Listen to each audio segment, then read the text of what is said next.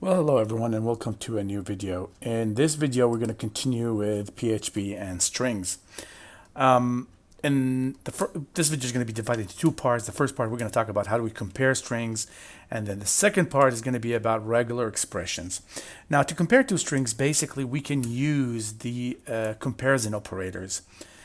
And the comparison operators, we have equal, not equal, greater than, less than. So let's go ahead and have an example. I'm going to come here and say name equal, and let's just put, for example, Adam. And I could come here and say, let's call this one name 1, and I will say name 2. By the way, I'm using this platform again because it will make my video a little bit shorter. Instead of me, every time I have to update the file, I have to go to the nano and all these So I'm just going to go ahead and use this platform, as I said, to make the job a little bit easier or faster. So I could come here and say if $name1 double equal $name2. I'm doing a comparison here. I will just echo. Let's put a message of the same, and then dot php underscore end offline, semicolon. Let's put an else, and then after that I will echo not the same, and let's say here php dot underscore end offline, semicolon. So let's give this a try and see what's going to happen. And here you go, the same. Now let me just put uppercase and lowercase Adam, and you can see they're not the same, and that makes a lot of sense. Now if I just change this one to be not equal, I'll get the same. So you can see here, this is how we compare between strings to check for equality. Now we have also another thing we can do. Let me just put this back as A. I can check if name1 is greater than name2. Now and let me just do one thing here, just for a change here. I'm checking if name1 is greater than name2, and let me just replace this A with, with B. Okay, so I replaced A with B here. In this case, this name1 is going to be greater than name2. And now you may wonder, why would name1 be greater than name2? And this is how it's going to work. It's going to compare the first character with the first character. Oh, they match. The second character with the second character, oh, again, they match. And then they're going to compare B with A. In the alphabetic order, B comes after A. So that basically means why name1 is going to be greater than name2. But in reality, it's not the alphabetic order. Every single one of those characters has what we call an ASCII code presentation or a decimal representation. And the decimal representation for every single character is a number, a decimal value. Like it could be 5, could be 6, could be 7. So what's going on here? Whenever you do this type of comparison, each character is going to be compared with the other character, the corresponding character from the other string, using their actual decimal values. And the moment you find, for example, two characters that are not the same, that's where you're going to do the comparison. Is B greater than A? If the answer is yes, then you're going to get this message to be printed, which is the same. Of course, they're not the same, but again, I'm not checking for the same. I will just say here, for example, name1 is greater than name2. And if that's not the case, let me just copy this, put it down, Control V, and I can now say, well, if name1 is not greater than name2, then name2 is greater than name1. Let me just run this, and you can see here, name1 is greater than name2, and that's because of the B. Now, if I come here and take this A and put it back in B, and let's change this M, for example, LMNOP, for example. If I run it, you will see that now name2 is greater than name1. So this is how we compare. Let me just put a comment here. We can use equal, we can use not equal, we can use greater, we can use less than, and we can use greater than or equal, and so on. So this is my first comparison tool or method to compare two strings. So the second way, or the second method to compare two strings is to use a function called strcmp. And in this function, we are going to pass two strings, for example, name1 and name2 here, and we're going to compare them. Now, here's what you need to understand about this function.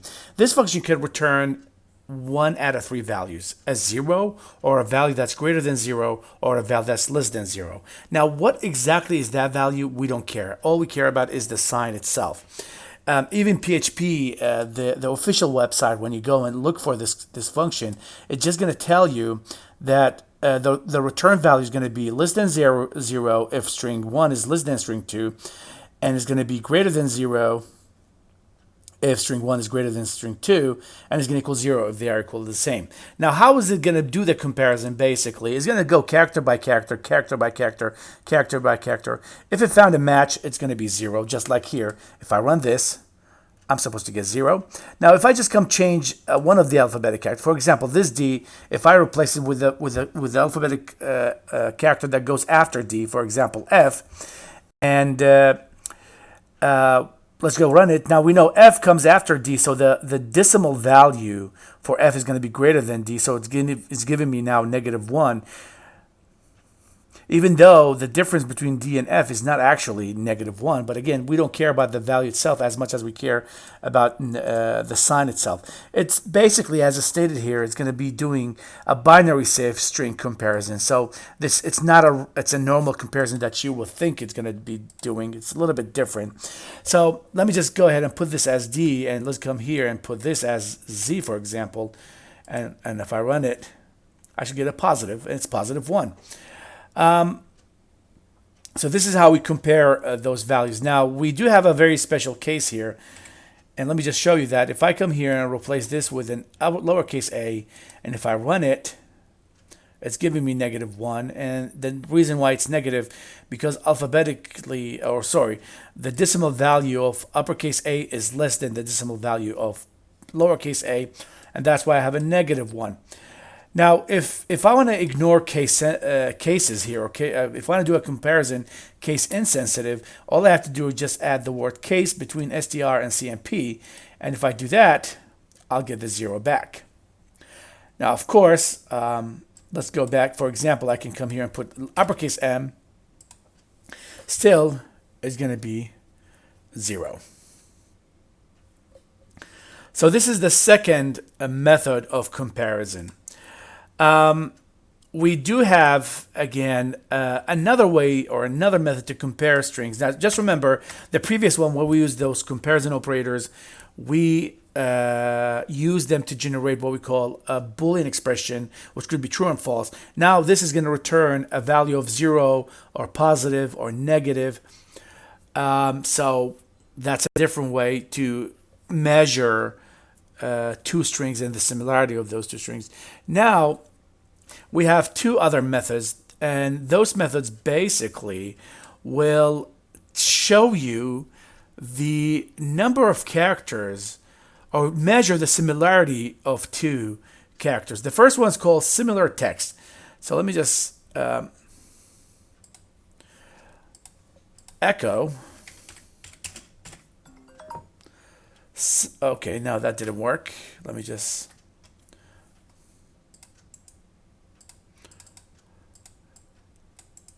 try a little bit lazy. Similar text dot and PHP underscore end of line semicolon, and I'm gonna put $, name1, and then $name2. Now he's going to measure the similarity. How many characters are exactly the same between those two characters? Now let me just go back and put it as uppercase. This here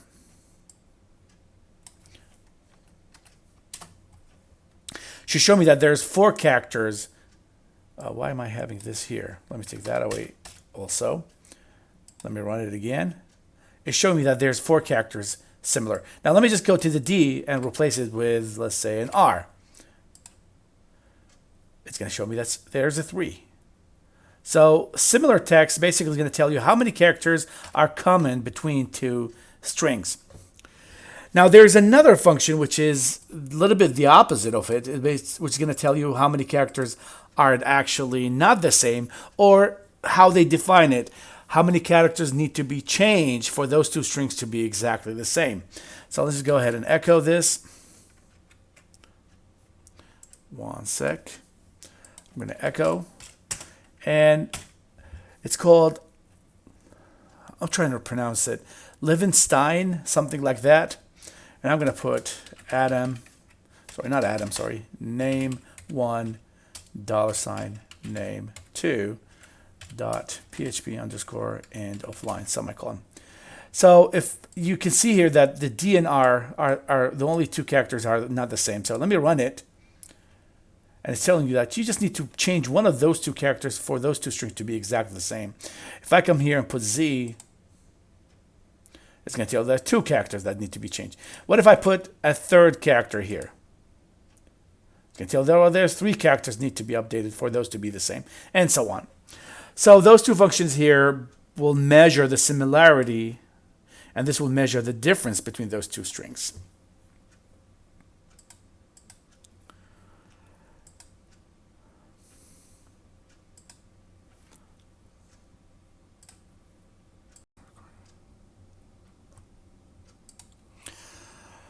Well, now we will move to another topic or another concept related to strings in PHP, and that's regular expressions. Now, previously we talked about how do we search for a string within a string. And we saw some functions available in the previous video, and we learned how do we do that. Now, when it comes to regular expressions, the search mechanism will be a little bit different. Now, previously, you'll be giving a string that contains multiple words, and you'll be asked to look for a certain word in that string. And then that function will return the position of that, will perform a case-sensitive or in-case-sensitive search for that word, and it was going to tell you where is it located at. Now, with regular expressions, we're going to be doing something a little bit different. We're going to be searching. We could search for strings just like we did with the other one, but we have something here called meta characters. And the meta characters are a really, really big deal, and it's the key here with regular expressions. So with regular expressions, we usually not looking for specific string, but we are using those meta characters. Now, just to give you an idea about what do I mean by that, I'm just going to show you one example. If I open my computer here, and let me go, for example, to this folder here. You see here I got a lot of folders in this in my drive D here. Now, if I just come here, search Windows, look what I'm going to be typing here. I can type *doc*.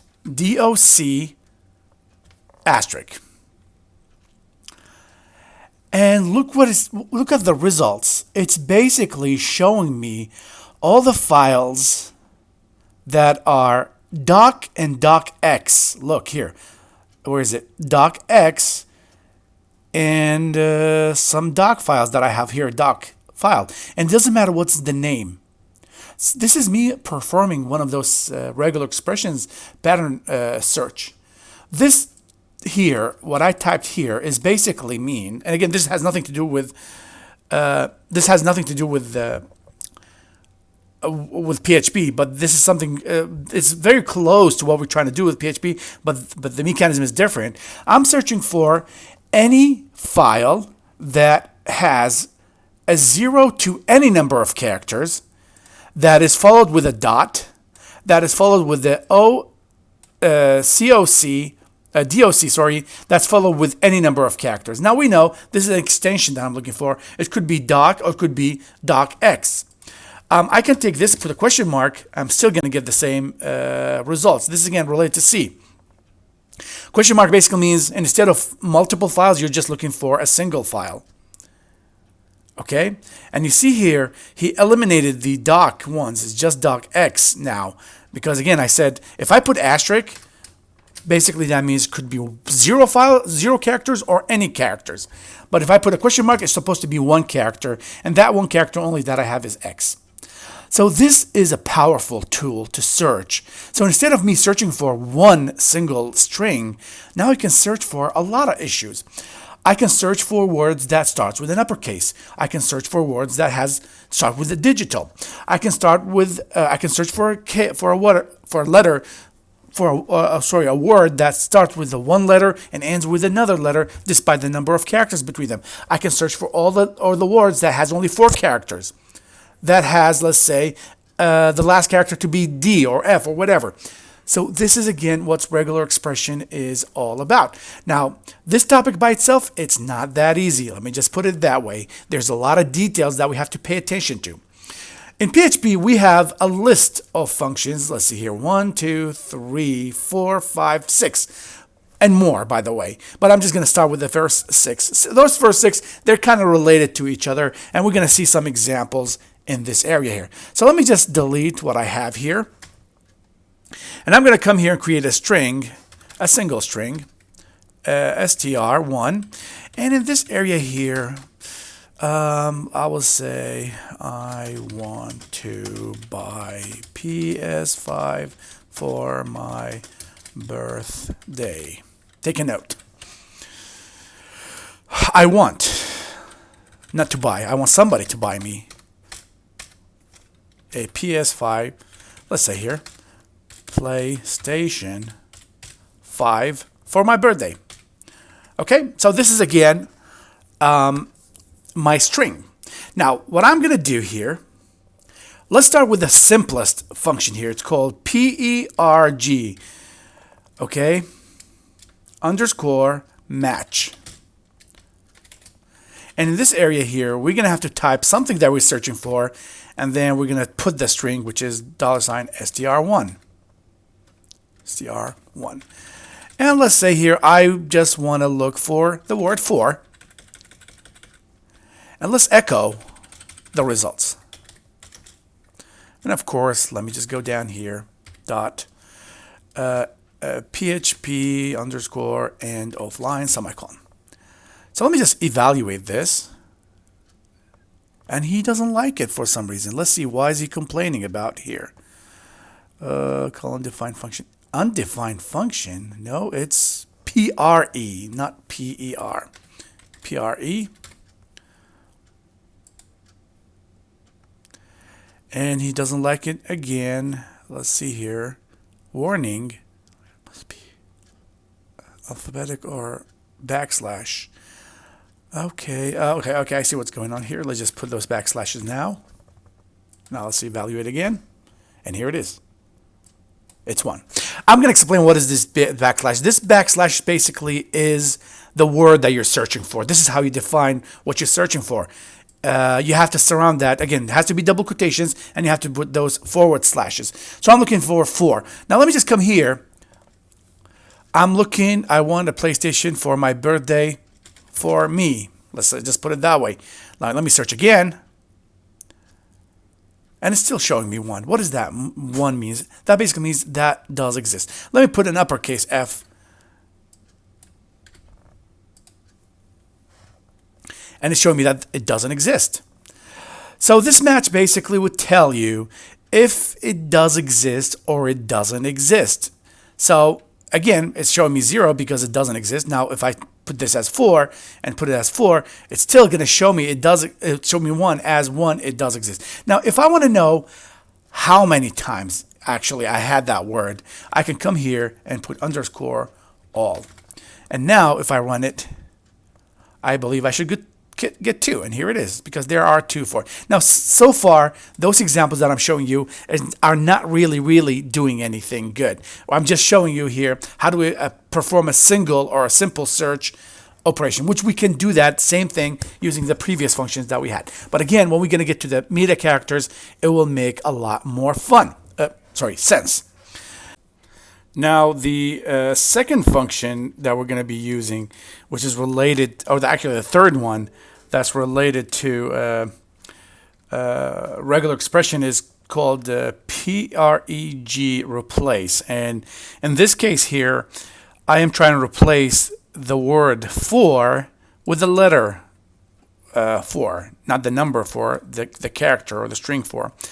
Now, of course, after you run it, you'll get something like that. Let me just change that to be 5, for example, just to be able to run it to show you that every single 4 will be replaced with 5. Of course, let's just put it as 4 for now, and let's put it that. Now, just to show you what do we mean by meta characters, if I come here after this backslash, and I'm going to talk about that later, and just put I, this basically means perform the search in case sensitive. So here, if I come here and replace this 4 with an uppercase F and this one will be lowercase f, it will still replace both of them. See here, 4 and 4. Now, if I just take the I, let me just take the I away, and now I have this as an uppercase F and this as lowercase f, you'll see that this 4 is still uppercase F and this one was changed to 4. So you see here, this is the beauty of the regular expressions, because it will allow you to do a lot more than just in case sensitive search. So I'll just keep it for now as it is. The next function we're going to use is called Preg underscore split. And the Preg underscore split basically will break down your string into an array of strings. So again, we saw something like that before, but again, with those type of functions, we can use the meta characters, which I'm going to go after I'm done with the reviewing of these functions. I'm going to use the same examples here later on. So here's what I'm going to do. I'm going to create an array. Let's call it array, and it's going to call a function preg underscore split. Now here's what you need to do. You need to put 2 parameters. The first one is going to be what is the character that you're going to use to split this array, this long string, into multiple strings, and I'm going to use the space here in this case.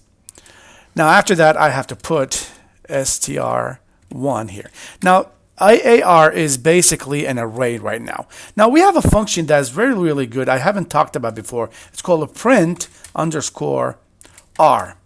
And this function is basically, it's a built-in, you don't have to create it yourself, but this is designed to print the elements of an array. Now, again, this is just the purpose of demonstration and showing the results. So now let me just run it. Oh, what did I make a mistake at?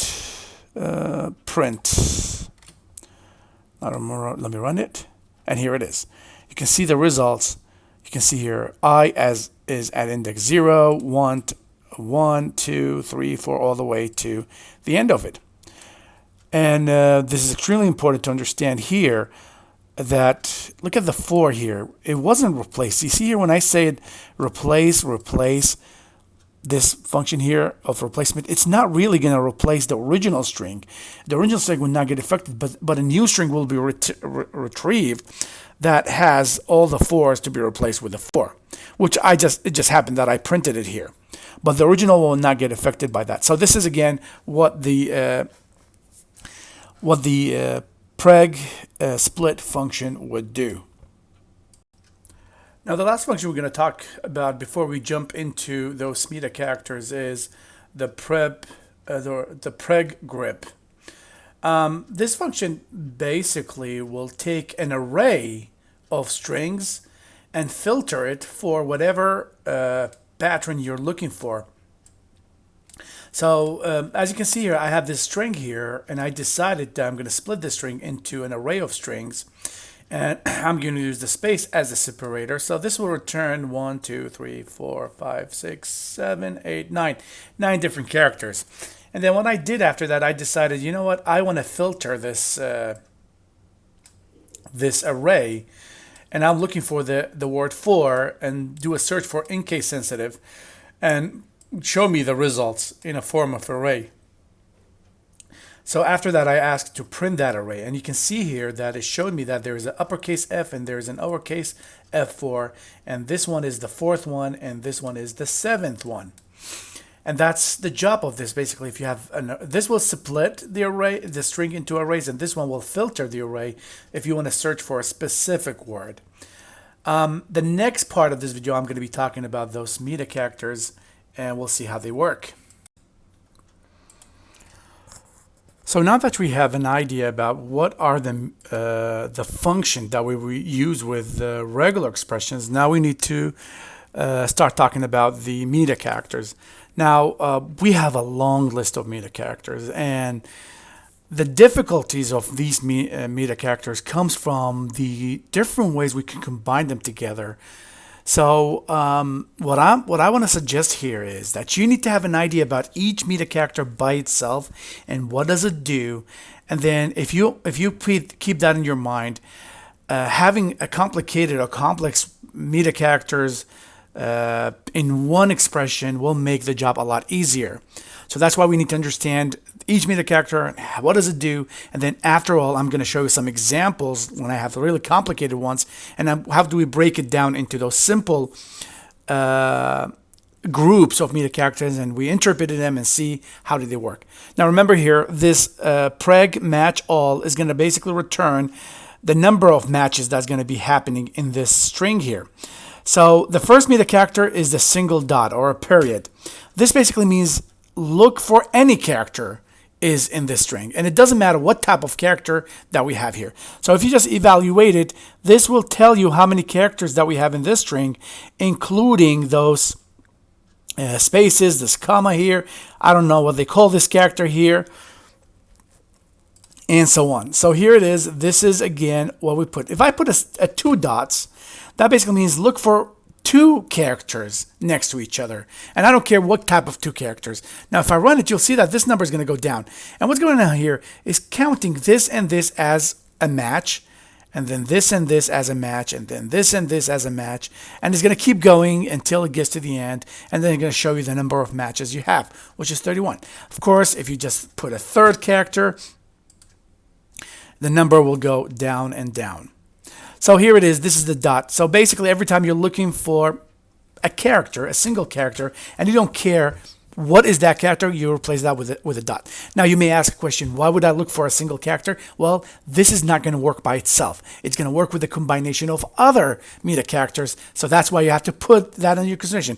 For now, a single dot basically is interpreted as a single character. It doesn't matter what is that character. Now, after that, I can move on to this simple here. Again, I really don't understand, don't know what they call it. So I'm just going to use it here. It's basically Shift 6 in the keyboard. Now, this character is simple here, will search for, will basically tell you if the string will start with a specific character. So in this case, for example, if I put P, now I know that I have P here and I have P here, but remember here, we're talking about the whole string here. So this will tell me, no, you don't start your string with a P. Now if I put a single I, or sorry, lowercase I, and I put evaluate, still going to give me 0. Now if I put it as a case sensitive, insensitive, I put here I, it will tell me, oh yeah, you start with an I, so that's acceptable. So if you want to search for a string, and you want to see if that string actually start with a specific character, then you use this symbol. Now, what if I want to see if a string end with a specific character? Now, it's not necessary to be a single character. It could be, for example, I space W, and you put this string here. Now, if I take this I away here, if I run it, it will still show me an A. Now, if I replace this uppercase I with lowercase I, it will show me 0, of course. Now, if I put this back to be uppercase I, but I change this W to uppercase W, for example, it will show me 0 as well, unless I put I as a case insensitive, and it's going to show me 1. So remember, this is how we check if the whole string start with specific pattern here. Now, what if I want to check if the end of the string actually end with something? Well, in this case, I do have those symbols here. We'll just put them as they are. Now, if I search for it, it will show me that, oh, wait a minute, it should show me that I have both of them here. For some reason, it's not showing that. But let me take that out. Let me just take that out. Let's imagine I'm searching for AN. Now, AN, you can see here, let's see, do we have AN here somewhere? We just have AN here, I believe. So let me put it here. Oh, actually, there is another AN somewhere. Oh, here it is. This is AN. Now, I'm searching, there's two of them, but what if I'm searching for the AND? I want the AND to actually contain AN. So I just going to put the $ here, and that will tell me if the AN end up with that or not. Let me just replace the N here with M, and you'll know it's going to give me 0 because it doesn't end with that character. So this is, again, how do we check if the string starts with something, and how do we check if the string ends with something. There is another characters. There's this backslash, which we're going to talk about later, but for now I'm just going to leave it. We have those square brackets. Now the square brackets in general will specify a group of characters and see if they match in your string. Now usually we can check for something specifically. We'll just check here and see, do we have characters from 0 to 9? That basically, I'm checking if we do have numbers here, but the numbers that we're choosing here is in the range of 0 and 9. Now if I run it, it will tell me, yeah, I found 4 and I find 5. So there are 2 of them. Now let me check and change this to be, for example, 9. And then instead of starting from 0, I'll start from 5. And still including 5. So let me just start with 6. So it's just showing me 1 because actually I have 9 here. And again, that's how you specify a range of numbers to see if they do exist and how many times they did exist in your string. Now remember here, whatever I'm doing, I'm just checking for now. Later on, those tools could be combined together to produce something more meaningful. Now, just how I searched for letters, I can search for characters. So I'm going to go A to Z, uppercases. And this is going to search for any uppercases that I have in that string. And you can see I got 3. Let's see, where are those 3? So I got birthday, I got 4, and I got I. Remember here, he's not searching for the whole word. He's just searching for an uppercase in this letter. What if I'm searching for a lowercase? So just put in lowercase, and this is going to show you all the lowercase alphabetic orders. Now, if I want to combine them all together, like uppercase A, lowercase Z, numbers, you just put it that way, and this will tell you everything you have in the string. Basically, it's showing me everything. It's not telling me about this comma here. It's not telling me about the spaces. So it's just all these alphabetic characters and digital characters. And that's how this is how those square brackets works. Okay, now we need to understand how do we exclude some characters from the search in pattern recognition here. So the idea here, you're going to have to use the square brackets and the same symbol that I don't know the name for it. I'll have to go and dig for that. And then after that, what you need to do here, you need to tell me what characters you want to exclude here. So before I do that, let me just show you how many characters do I have. So if I search for a single character, it's going to 59. This is the number of characters that I have here. Now, if I want to exclude characters here, for example, I want to exclude all the numbers. So 0, 9. This is going to take 2 characters out of this calculation. So I'm supposed to get 57 here. I see here I got 57. Okay. Now, if I want to just take, let's say, the letter 5 here. If I press, it's going to be 58. Now, if I put N here, it's going to basically take all the N's and all the 5's, not N and 5 together, but it's going to take all the N's and all the 5's in the search. So I am going to end up having 55. And if you count here, I got N1 here, and I got 2 here, and this is 3, and this is 4. So if you subtract 4 from 59, you will get 55. And if I exclude all the uppercase letters, so A to B, to Z, you see how we got I here, we got F here, we got B here. So 3 is going to be subtracted from 59, and I'll get 56. And of course, if I want to also get the numbers out, that will take 2 extra. So I'm going to end up with 54, I believe. And here it is. And if I want to take all the spaces out as well, so I'm going to lose 1 space, 2, 3, 4, 5, 6, 7, 8, 9, 10, 11, 12. 12 out of this number. So I'm supposed to get 42, and here we go. So this is how it works. Again, it's not searching for the combination of them in the same order. No, it's just the existence of these characters that I listed after this comma here, this symbol here. So this is how we exclude characters from the search process. So we talked about the dot, we talked about that symbol that I don't know what's the name of it, the $sign, the square brackets, and the ranges, and then we talked about this excluded operation. Now we're going to be moving on to the next set of meta characters, and this time it's going to start make a little bit more sense. Okay, so as I said, we're going to be moving on to a new set of meta characters, and the first one we're going to go with is the question mark. And the question mark basically will indicate that a single character is an optional character. Basically, we're checking, like, this is going to match whether it does exist or doesn't exist, this S character. So for example, in str1, I added the HTTP at the end of it just to show you this example. And I'm adding S here with a question mark. So what is that telling me? It's telling me, like, look for HTTP, and if there is an HTTPS, also accept it. So S is optional. Whether it does exist or it doesn't exist, it's basically going to be acceptable. And for that reason, this command here will show me 1 if I have S or if I don't have S. Now, if I just take the question mark away, this will make it false, 0. There is no exist for HTTPS. So that's the beauty of the question mark. So it's to indicate that the character that you have before the question mark is an optional character. Now, after that, we're going to be moving on to the plus operation or meta character, which is this one here.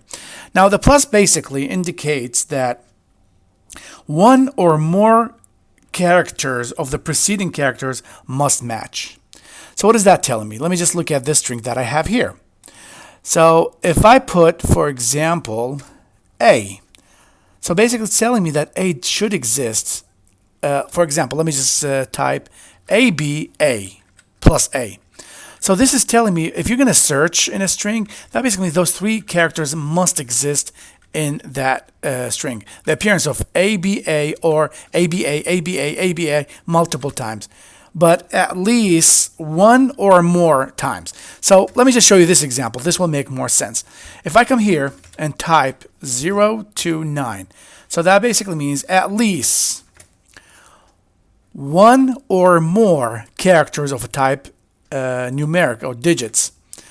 So I can come here, for example, and type 2. So he's going to look, oh, there's 2, so 2 and 7 will be acceptable, and then there's 2 and there's this 0 will be acceptable as well, and there's this 2 and this is 1 acceptable. So let me just run it. Let me comment those sections because we're going to get to them later. And you can see here we got 2 of them, which I believe he's talking about this because I got 7 and it got 2 here, and then I got 209. So probably it's this one here. There's the 2 and there's 9. Now let me just put it in a different way. If I come here and put 20, so it has to be 20 and then it's supposed to be followed by a number of digits. It could be 1, it could be more. So I'll just run it. And it's going to show me 1. Why? Because again, this is 20 and this is the 1 or 2 digits that follow that 20. So this is the plus here. So basically indicates you have 1 character or multiple characters from a specific type. And this time I'm specifying as an uppercase, as numeric values or values. Yes. Let me just show you an example here. I can have, let's say, I will say 20 followed by AB. Now, of course, let's see what's going to happen here. In this case, it's still going to be 1 because I have a match here. But let me just come here and change this. Instead of A and Z, let me just put a third character as an uppercase W. Now, if I come here and say A-Z, I will get a 1 match. But this time, this match is basically because of this.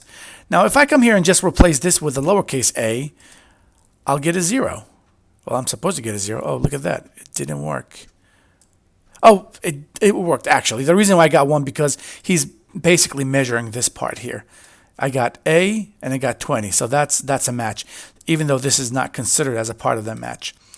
Let me put this as uppercase W and let me put this as an uppercase A.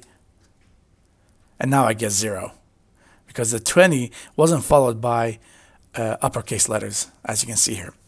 So let me take this away and go back to our example about the numbers. So we'll put here 0 to 9. Of course, if I come here and replace this with a dot, basically anything will be acceptable. It should be acceptable. It's showing you only 2, and that's because of this and this.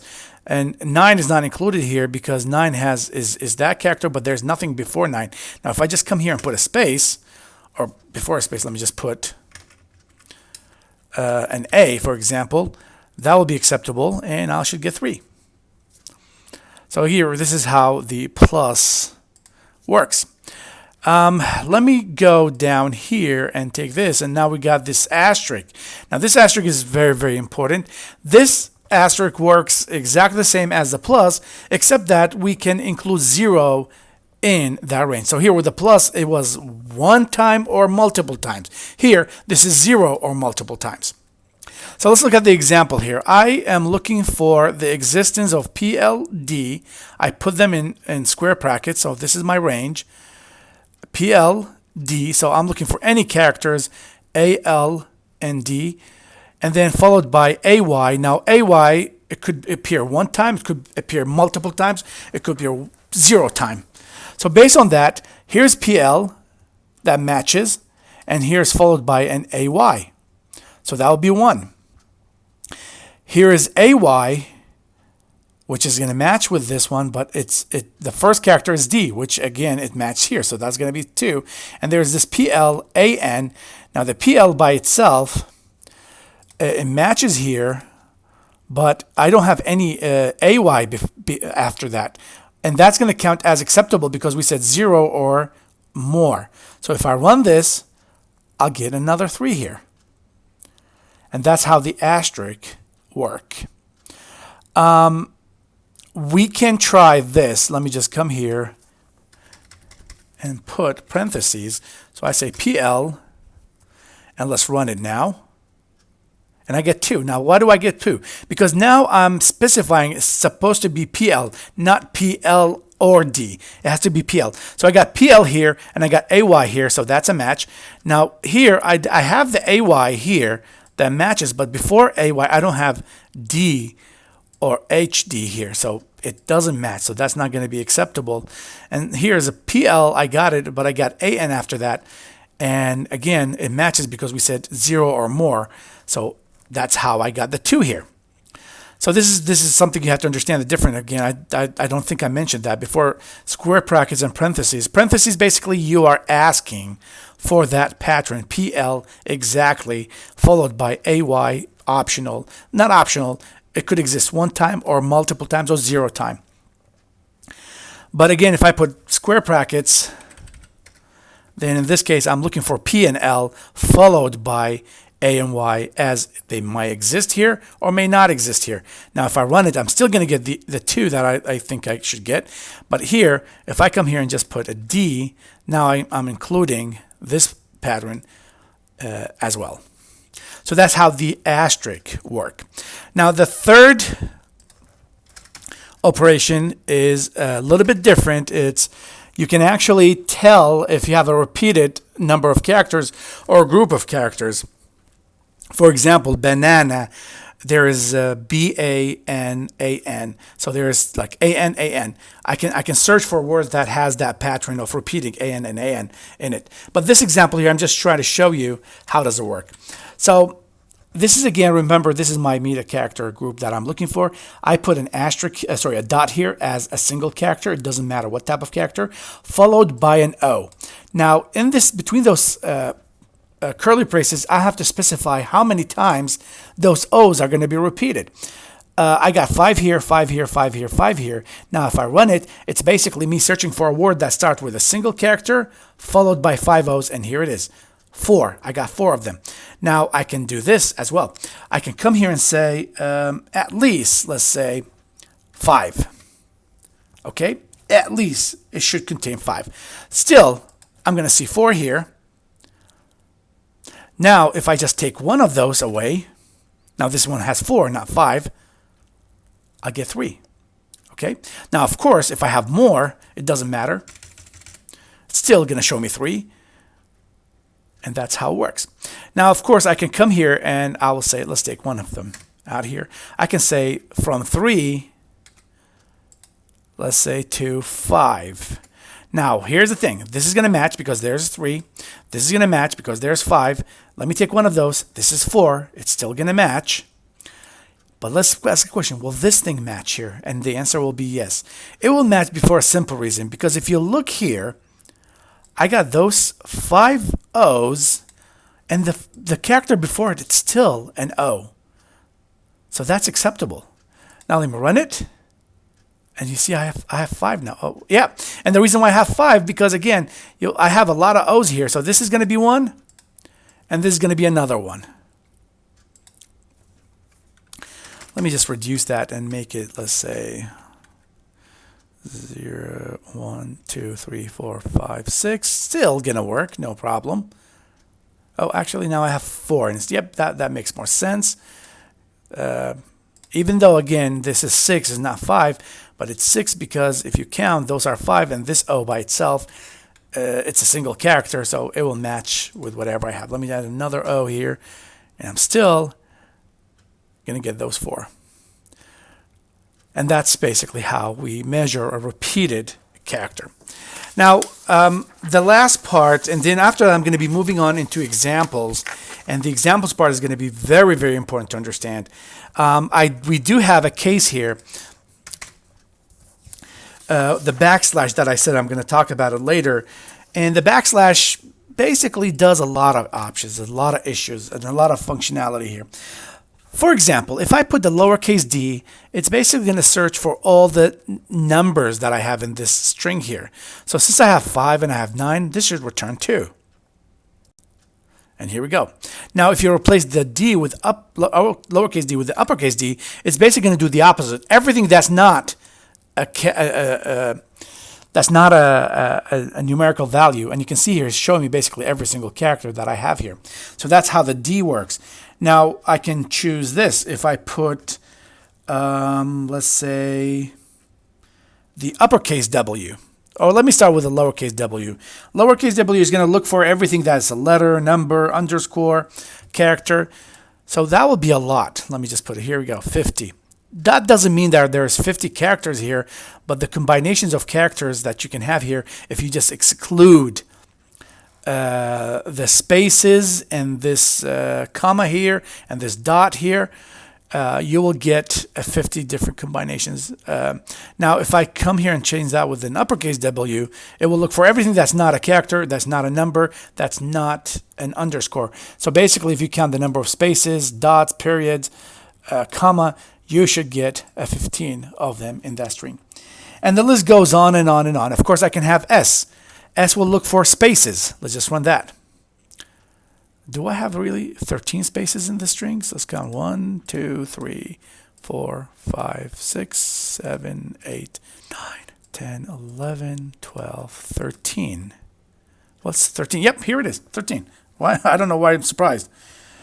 Now, if you put an uppercase S, it's going to look for anything that's not a space. And I expect that to be really high. And of course, we have it's a long list. We have the T, looking for any taps. We have A's. We have F's. We have H's.